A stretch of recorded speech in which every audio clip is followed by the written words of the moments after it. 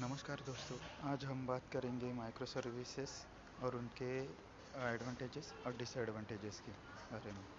So micro services architecture आजकल software development में बहुत पॉपुलर है, खासकर जब बात बड़े और कॉम्प्लेक्स एप्लीकेशन की हो। इसमें एक बड़ी एप्लीकेशन को छोटे छोटे स्वतंत्र हिस्सों में, मतलब छोटे छोटे सर्विसेज में डिवाइड किया जाता है। तो इसमें आप देख सकते हो, जो डायग्राम सामने है उसमें तीन सर्विसेज दिखाई गई: user authentication service, order services और पेमेंट सर्विसेज। सो हम इसके एडवांटेजेस देख लेते हैं अभी। तो पहला एडवांटेजेस है स्केलेबिलिटी। आप पूरे एप्लीकेशन के बजाय सिर्फ उस हिस्से को स्केल कर सकते हैं जिसे ज़्यादा पावर की ज़रूरत है। जैसे इसमें, जैसे आप देख सकते हैं इसमें, ये शॉपिंग ऐप पर सेल चल रही है। तो आप फिर तो आप सिर्फ पेमेंट सर्विस को स्केल अप कर सकते हैं। जैसे कि यहाँ पे थर्ड वाली जो पेमेंट सर्विस है उसको स्केल अप या फिर स्केल डाउन कर सकते हैं। फिर सेकंड एडवांटेज है टेक्निकल फ्रीडम। जैसे कि आप ये यूज़र ऑथेंटिकेशन सर्विस है, फिर ऑर्डर सर्विस है, आप फिर पेमेंट सर्विस है। फिर इसमें से तीनों भी सर्विसेज आप अलग अलग टेक्नोलॉजी यूज़ कर सकते हो। जैसे कि यूज़र ऑथेंटिकेशन के लिए डॉट नेट किया, या फिर ऑर्डर सर्विसेज के लिए जावा में डेवलपमेंट किया, या फिर पेमेंट सर्विसेज पाइथन में किए और कर सकते हो। फिर उसके अलावा थर्ड पॉइंट है फॉल्ट आइसोलेशन। इन केस अगर एक सर्विस क्रैश हो जाती है तो पूरी एप्लीकेशन बंद नहीं होती। जैसे कि अगर मेरा पेमेंट सर्विस बंद हो जाता है, डाउन होता है, तो फिर भी मेरा एप्लीकेशन चलता रहेगा। कुछ बाकी के सर्विसेज में, ऑर्डर सर्विसेज में कुछ प्रॉब्लम नहीं आएगी, या फिर ऑथेंटिकेशन सर्विस में। ये हुआ अपना थर्ड पॉइंट। इसके बाद आता है फास्टर डिप्लॉयमेंट। इसमें हर एक सर्विस क्रिएट करने के लिए अलग अलग टीम रहती है। जैसे यहाँ पे यूज़र ऑथेंटिकेशन सर्विस है, ऑर्डर सर्विस है, फिर पेमेंट सर्विस।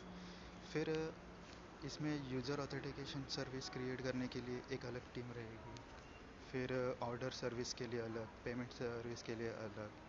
इसकी वजह से क्या होता है, डिप्लॉयमेंट देखोगे आप तो इसमें फास्टर हो जाता है। डिप्लॉयमेंट और डेवलपमेंट जो भी होगा इसका फास्टर हो जाता है।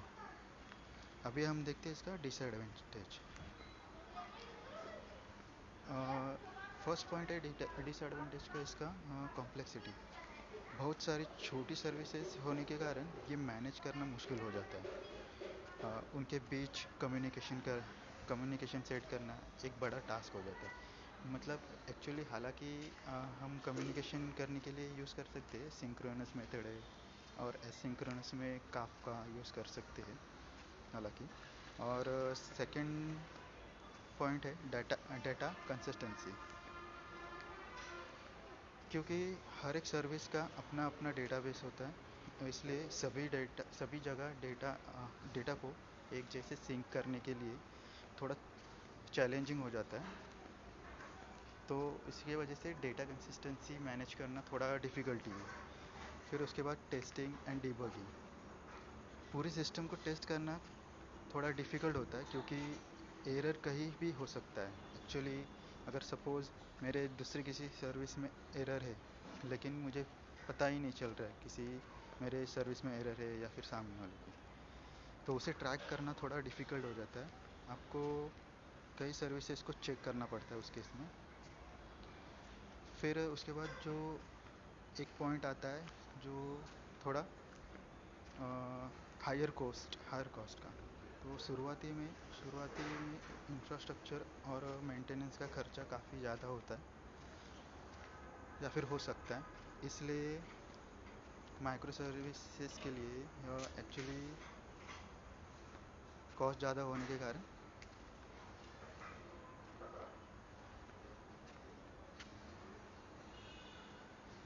ये एक डिसएडवांटेज है इसका। फिर उसके बाद आ जाते हैं अपना